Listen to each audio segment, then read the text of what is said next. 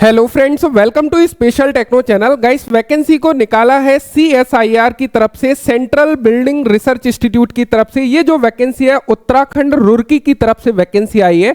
यहाँ पर IT students के लिए वैकेंसी को निकाला है। कंप्लीटली इन्फॉर्मेशन को बेसिकली हम लोग देख रहे होंगे। यहाँ पे कितनी नंबर ऑफ पोस्ट है, क्या आप लोगों की एजुकेशनल क्वालिफिकेशन की आवश्यकता होगी, क्या सिलेक्शन प्रोसेस है, कंप्लीट इन्फॉर्मेशन इस वीडियो में आपको मिल जाएगी। यहाँ पर आप लोग देख सकते हो ये CSIR central building research institute जो कि रुड़की की तरफ से वैकेंसी है, उसका ऑफिशियल एडवर्टाइजमेंट है।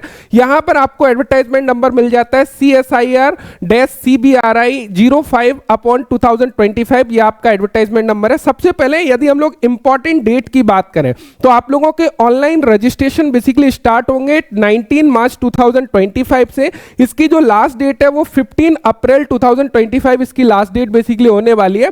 यहां पर यदि हम लोग पोस्ट की बात करें, टेक्नीशियन पोस्ट के लिए वैकेंसी को निकाला है। जो टोटल नंबर ऑफ पोस्ट है 17 टोटल नंबर ऑफ पोस्ट है।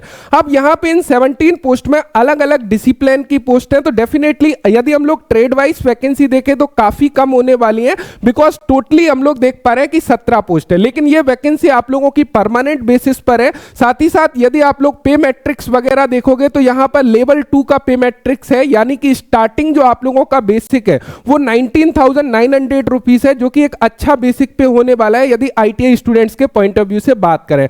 तो यहां पर यदि आप लोग देखोगे लगभग पर मंथ जो आप लोगों की सैलरी है वो 19,900 आप लोगों का बेसिक है। और यूजुअली जो भी अलाउंसेस आप लोगों के होते हैं, चाहे वह डियरनेस अलाउंस हो, हाउस रेंट अलाउंस हो, ट्रैवलिंग अलाउंस हो, तो वो ऑल ऐड हो जाते हैं, यानी कि आपकी जो स्टार्टिंग सैलरी होगी वो लगभग 40,000 के आसपास कहीं ना कहीं बन रही होगी। यहां पर यदि हम लोग मैक्सिमम एज लिमिट की बात करें, 28 ईयर आप लोगों की मैक्सिमम एज लिमिट है। यदि आप लोग कैटेगरी से बिलोंग करते हो तो वहां पर अपर एज लिमिट में आप लोगों को रिलैक्सेशन देखने को मिल जाएगा। यहां पर आप लोग देख सकते हो यदि हम लोग ट्रेड वाइज वैकेंसी को देखने लगे, यहां पर पोस्ट कोड आप लोगों को मिल जाएगा T01 पोस्ट कोड। यहां पे ड्राफ्टमैन सिविल आर्किटेक्चर की बेसिकली वैकेंसी आप लोगों को देखने को मिल रही है। यहां पे टोटल 4 पोस्ट को बेसिकली इन्होंने ओपन किया है, जिसमें SC कैटेगरी की 1 पोस्ट है एंड अनरिजर्व्ड कैटेगरी की 3 पोस्ट निकाली है। यहां पर सेम यदि हम लोग एक्सपीरियंस एंड एजुकेशनल क्वालिफिकेशन की बात करें तो यहां पर सबसे पहला जो पॉइंट है 10th क्लास कंप्लीट होना चाहिए। उसके साथ में 10th में आपका साइंस सब्जेक्ट मैंडेटरी रखा है और मिनिमम 55% मार्क्स के साथ में 10th क्लास आपका कंप्लीट होना चाहिए। एंड उसके बाद में आप लोगों के पास में ITI सर्टिफिकेट रिलेवेंट ट्रेड से होना चाहिए। जैसे कि यदि आप लोग यहां पर ड्राफ्टमैन सिविल में अप्लाई कर रहे हो तो आपका जो ITI है वो ड्राफ्टमैन सिविल का होना चाहिए, चाहे आप लोगों ने ITI को NCBT से किया है या फिर SCBT से, दोनों ही कैंडिडेट को इन्होंने एलिजिबल किया है। या उसके अलावा यदि आपके पास में ITI नहीं है, डायरेक्टली 2 ईयर का आप लोगों ने अप्रेंटिसशिप सर्टिफिकेट आपके पास में है, जब भी आप लोग एलिजिबल हो। फर्स्ट कंडीशन आप लोगों की सेम है, यानी कि 10th क्लास कंप्लीट होने चाहिए, साइंस सब्जेक्ट के साथ में मिनिमम 55% मार्क्स होना चाहिए। उसके अलावा रिलेवेंट ट्रेड से या तो आपकी ITI कंप्लीट हो, ITI नहीं की है, या आपने डायरेक्टली अप्रेंटिसशिप किया है 2 ईयर का, तो भी आप एलिजिबल हो। या फिर उसके अलावा यहां पर बेसिकली इन्होंने बोला है कि आपके पास में रिलेवेंट फील्ड का 3 ईयर का वर्क एक्सपीरियंस है, उस कंडीशन में भी आपको यहां पर अलाउ किया गया है। तो तीनों ही सिचुएशन समझ गए हो, यानी कि ओनली ITI वाले कैंडिडेट भी यहां पर अप्लाई कर सकते हैं। यदि ITI नहीं है, डायरेक्टली अप्रेंटिस किया है, वो कैंडिडेट भी यहां पर अप्लाई कर सकते हैं। और ITI अप्रेंटिस दोनों ही नहीं है, लेकिन रिलेवेंट फील्ड का 3 ईयर का एक्सपीरियंस आपके पास में है, जब भी बेसिकली आप एलिजिबल हो और अप्लाई कर सकते हो। अब हम लोग पोस्ट देख लेते हैं किस किस में कितनी नंबर ऑफ पोस्ट है। यदि हम लोग इंस्ट्रूमेंटेशन की बात करें, यहां पर 1 पोस्ट को बेसिकली निकाला है। यदि एजुकेशनल क्वालिफिकेशन की बात करेंगे, सेम है, यानी कि यदि आप इंस्ट्रूमेंट में अप्लाई कर रहे हो तो आप लोगों का उस ट्रेड से ITI या एक्सपीरियंस या अप्रेंटिस होना चाहिए। यदि फिटर में अप्लाई कर रहे हो तो फिटर से होना चाहिए। केवल ट्रेड आप जिस ट्रेड से ITI किए हो या फिर अप्रेंटिस किया हो या एक्सपीरियंस है, उस ट्रेड में बेसिकली आप अप्लाई यहां पे कर पाओगे। तो यहां पर इंस्ट्रूमेंटेशन की बात करें, 1 पोस्ट यहां पर बेसिकली ओपन किया है। इलेक्ट्रीशियन की यहां पर 2 पोस्ट के लिए वैकेंसी को निकाला है। उसके अलावा यदि हम लोग मैकेनिक मशीन टूल मेंटेनेंस की बात करें, रेफ्रिजरेशन की बात करें, यहां पर 2 पोस्ट के लिए वैकेंसी वैकेंसी ओपन किया है। मेशन ट्रेड का 1 पोस्ट यहां पर निकाला हुआ है। फिटर की बात करें 1 पोस्ट अनरिजर्व्ड कैटेगरी की यहां पर ओपन करी है। वेल्डर के लिए भी 1 पोस्ट जो है यहां पर निकाली हुई है। प्लम्बर के लिए 1 पोस्ट यहां पर निकाला हुआ है। उसके अलावा मेडिकल लैब टेक्नीशियन में भी 1 पोस्ट इन्होंने ओपन की है। मेडिकल लैब टेक्नीशियन से यदि आईटीआई आप लोगों ने किया है, जब आप लोग एलिजिबल हो एंड अप्लाई कर सकते हो, या 2 ईयर का फुल टाइम एक्सपीरियंस यदि आप लोगों के पास में एज अप्रेंटिस ट्रेनी, उस कंडीशन में भी आप लोग अप्लाई कर सकते हो। या फिर डायरेक्टली 3 ईयर का work experience medical lab technician का आप लोगों के पास में मिनिस्ट्री डिपार्टमेंट से, ऑर्गेनाइजेशन से है, पब्लिक सेक्टर से है, किसी भी डिपार्टमेंट से जो रेपुटेटेड डिपार्टमेंट है वहां से आपके पास में है, तो आप एलिजिबल हो एंड अप्लाई यहां पे कर सकते हो। कंप्यूटर आईटी की यहां पर 2 पोस्ट के लिए वैकेंसी को निकाला है। यहां पर भी सेम थिंग, आपके कंप्यूटर ऑपरेटर वगैरह से रिलेटेड एक्सपीरियंस या फिर आईटीआई आप लोगों से मांगा हुआ है। यहां पर डिजिटल फोटोग्राफी की भी 1 पोस्ट को बेसिकली इन्होंने ओपन किया है। यदि आईटीआई आपकी डिजिटल फोटोग्राफी ट्रेड से है तो आप एलिजिबल हो, या फिर as apprentice trainee digital photography में 2 ईयर का एक्सपीरियंस है, उस कंडीशन में अप्लाई कर सकते हो। या फिर directly work experience in 3 year यदि आप लोगों का है डिजिटल फोटोग्राफी ट्रेड से, in ministry, department, organisation, public sector, इन सभी से रिलेटेड है, तो भी आप लोग यहां पे एलिजिबल हो। तो ये तो आप लोगों की नंबर ऑफ वैकेंसीज हो गई। उसके लिए क्या एजुकेशनल क्वालिफिकेशन है वो चीज आई होप मुझे लगता है कि आपको क्लियर हो गया होगा। नेक्स्ट स्टेप आ जाता है, सर हमने अप्लाई तो कर दिया लेकिन सिलेक्शन प्रोसेस क्या है वो बहुत जरूरी है आप लोगों को जानना, बिकॉज अप्लाई करने से कुछ होने वाला नहीं है जब तक कि सिलेक्शन प्रोसेस आपको पूरा क्लियर ना हो, बिकॉज सिलेक्शन प्रोसेस के बिहाफ पर ही आप अपनी प्रिपरेशन को आगे बढ़ाओगे। तो सिलेक्शन प्रोसेस को सबसे पहले समझिएगा। देखिए सीएसआईआर का जो सिलेक्शन प्रोसेस है वो अदर डिपार्टमेंट से थोड़ा सा डिफरेंस है। उसमें बेसिकली अदर डिपार्टमेंट क्या करते हैं, सबसे पहले फॉर्म अप्लाई कराएंगे, उसके बाद में आप लोगों का रिटन एग्जाम कंडक्ट करेंगे। लेकिन ये ऐसा नहीं करता है, ये पहले ट्रेड टेस्ट कंडक्ट करता है। ट्रेड टेस्ट में जो कैंडिडेट क्वालिफाई होते हैं उनका रिटन एग्जाम लेता है, देन आप लोगों की फाइनल मेरिट तैयार की जाती है। तो सबसे पहले यहां पर एक कमेटी बैठती है, वो कमेटी स्क्रीनिंग करती है। स्क्रीनिंग नंबर ऑफ मार्क्स के बिहाफ पर करती है। कई बार ये ऑल कैंडिडेट को बुला लेते हैं यदि number of form come apply हुए हैं। यदि ज्यादा फॉर्म अप्लाई हुए हैं तो सिलेक्टेड कैंडिडेट को वहां पे ट्रेड टेस्ट के लिए कॉल किया जाता है। तो यहां पर इन्होंने सिलेक्शन प्रोसेस में बेसिकली क्या बोला है, the candidates as recommended by the screening committee. यहां पर बेसिकली एक स्क्रीनिंग कमेटी होगी, देन उसका पर्पस होगा कि जो भी कैंडिडेट हैं उनको ट्रेड टेस्ट के लिए इनवाइट किया जाए। देन जो कैंडिडेट ट्रेड टेस्ट में क्वालिफाई होंगे वो कॉम्पिटिटिव रिटन एग्जामिनेशन के लिए बैठेंगे। वहां पर कॉम्पिटिटिव रिटन एग्जामिनेशन किस प्रकार का होगा उसको देख लेते हैं। सबसे पहले आप लोगों का जो ट्रेड टेस्ट होगा वो आपके ट्रेड से रिलेटेड होगा, यानी कि आपका जो वर्क है वो वर्क आपको करके दिखाना होगा। यदि आप वहां पे क्वालिफाई हो जाते हो तो आपको नेक्स्ट स्टेज यानी कि कॉम्पिटिटिव रिटन एग्जाम में आने का मौका मिलेगा। अब जो कॉम्पिटिटिव रिटन एग्जाम होगा उसको थोड़ा सा समझिएगा। इसमें बेसिकली आपके 3 पेपर होने वाले हैं। 3 पेपर में क्या रहेगा उस चीज को यहां पर थोड़ा सा देख लेते हैं। इन्होंने बोला है कि जो 3 पेपर होंगे वो बेसिकली कवर होंगे, मेंटल एबिलिटी टेस्ट होगा, general awareness and English languages के क्वेश्चन होंगे, एंड आपके सब्जेक्ट से रिलेटेड क्वेश्चन होंगे, जो भी डोमेन सब्जेक्ट है ट्रेड से रिलेटेड क्वेश्चन होंगे।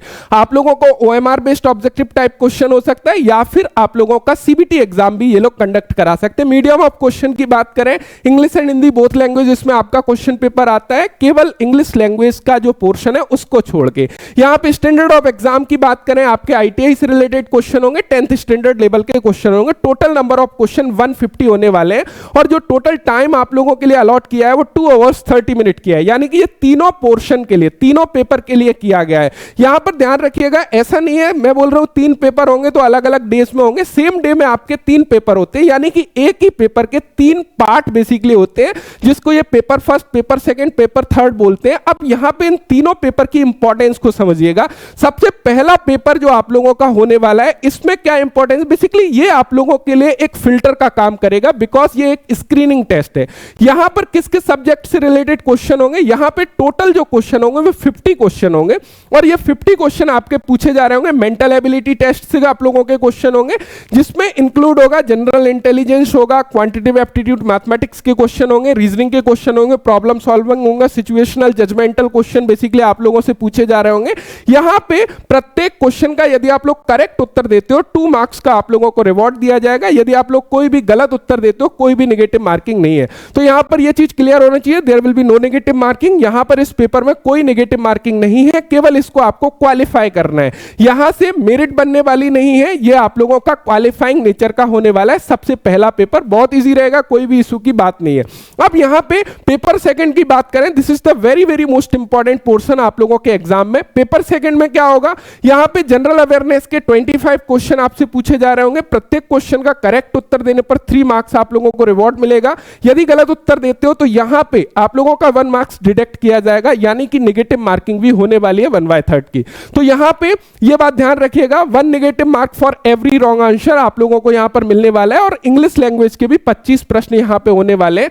तो इस प्रकार 75 नंबर आप लोगों के जनरल अवेयरनेस और जनरल नॉलेज के, यहां पर जनरल लैंग्वेज जो इंग्लिश लैंग्वेज है वहां पर भी 75 मार्क्स होंगे, यानी कि ये जो पेपर होगा टोटल 150 मार्क्स का आपका ये पेपर होने वाला है। नेक्स्ट जो थर्ड पेपर होगा वो भी आपका 150 मार्क्स का होने वाला है। यहां पर जो 50 प्रश्न होंगे वो आप लोगों के ट्रेड थ्योरी से रिलेटेड पूछे जा रहे होंगे, यानी कि यदि आप फिटर में अप्लाई कर रहे हो तो फिटर ट्रेड थ्योरी के 50 क्वेश्चन होंगे, प्रत्येक क्वेश्चन 3 मार्क्स का होगा। तो इस प्रकार यहां पर भी 150 मार्क्स रहेंगे।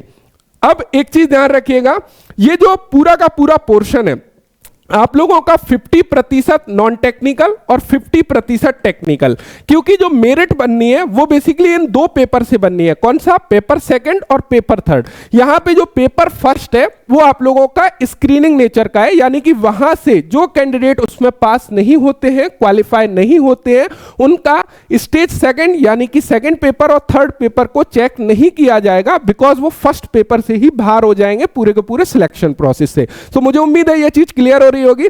पेपर सेकंड और पेपर थर्ड दोनों में आप लोगों की नेगेटिव मार्किंग है। पेपर सेकंड के लिए 30 मिनट का समय मिलेगा और पेपर थर्ड के लिए आप लोगों का 1 आवर्स का समय मिलेगा। तो इस प्रकार आप लोगों का टाइम एलोकेशन बेसिकली किया हुआ है। तो यहां पर ध्यान रखिएगा, जो टाइम एलोकेशन है वो अकॉर्डिंग टू पेपर है, ऐसा नहीं है कि टोटल टाइम आप लोगों को 2 आवर्स 30 मिनट मिला है। तो इस प्रकार ये बेसिकली ये सेक्शन वाइज ही आप लोगों के पेपर जो है खुलने वाले हैं। आई थिंक यहां पर कुछ जनरल इंफॉर्मेशन एंड कंडीशन है, इसको भी थोड़ा सा समझ लीजिएगा। यहां पे कुछ बेनिफिट्स दिए गए हैं काउंसिल सर्विस वगैरह के, तो इसको आप लोग चाहो तो रीड कर सकते हो। This is the very very most important portion, but ये आप लोगों के लिए अभी इंपॉर्टेंट नहीं है।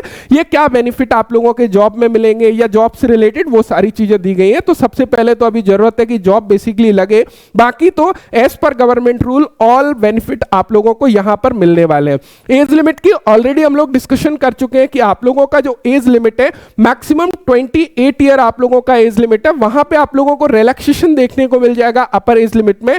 इन केस यदि आप लोग SC ST कैंडिडेट हो 5 ईयर का रिलैक्सेशन होगा, OBC कैंडिडेट के लिए 3 ईयर का रिलैक्सेशन होगा। यदि आप लोग फिजिकल हैंडिकैप्ड कैंडिडेट हो वहां पर 10 ईयर का रिलैक्सेशन देखने को मिल जाएगा। यदि PWBD OBC कैंडिडेट हो 13 ईयर का रिलैक्सेशन है। SC ST PWBD कैंडिडेट के लिए 15 ईयर का रिलैक्सेशन यहां पर देखने को मिल जाएगा।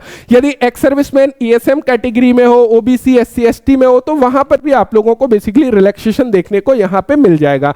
तो काफी सारा रिजर्वेशन है अपर एज लिमिट में, स्पेशली कैटेगरी वालों के लिए ऑलरेडी मैंने यहां पर क्लियर कर लिया है।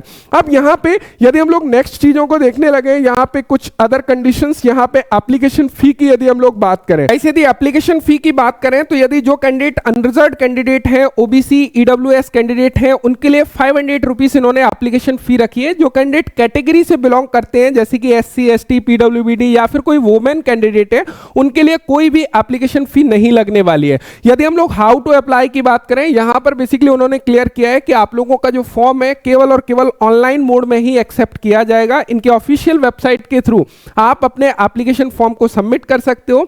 No need to send any hard copy, कोई भी हार्ड कॉपी को सेंड करने की आप लोगों को आवश्यकता नहीं है, केवल ऑनलाइन आप लोगों को अपने एप्लीकेशन फॉर्म को सबमिट करना है। इंपॉर्टेंट डेट ऑलरेडी हम लोग देख चुके हैं। यहां पे इसकी जो लास्ट डेट है, यदि लास्ट डेट की हम लोग बेसिकली बात करने लगे तो यहां पे आप लोगों की लास्ट डेट 15 अप्रैल 2025 है। तो काफी समय है आपके पास में। 19 मार्च 2025 से इसके एप्लीकेशन फॉर्म स्टार्ट होंगे। तो मुझे उम्मीद है कि ऑल इंफॉर्मेशन आपको मिल गई होगी। फिर भी यदि कोई भी डाउट है तो आप नीचे कमेंट बॉक्स में कमेंट कर सकते हैं। साथ ही साथ जो भी कैंडिडेट एलिजिबल है वो जरूर इस फॉर्म को अप्लाई करें, बिकॉज चाहे नंबर ऑफ वैकेंसीज कम है लेकिन परमानेंट बेसिस पर भर्ती है, और जब नंबर ऑफ वैकेंसीज कम होती हैं वहां पर डेफिनेटली नंबर ऑफ फॉर्म भी कम अप्लाई होते हैं, बिकॉज जो सीरियस कैंडिडेट है केवल वही कैंडिडेट वहां पर फॉर्म अप्लाई करते हैं। जब नंबर ऑफ वैकेंसीज ज्यादा होती हैं वहां पर जो स्टूडेंट्स प्रिपरेशन भी नहीं कर रहा है बेसिकली वो कैंडिडेट भी वहां पर अप्लाई करता है। तो जो भी वैकेंसीज हैं यदि आप एलिजिबल हो तो डेफिनेटली अप्लाई करना चाहिए। Thank you so much video देखने के लिए। Thanks for watching and bye bye.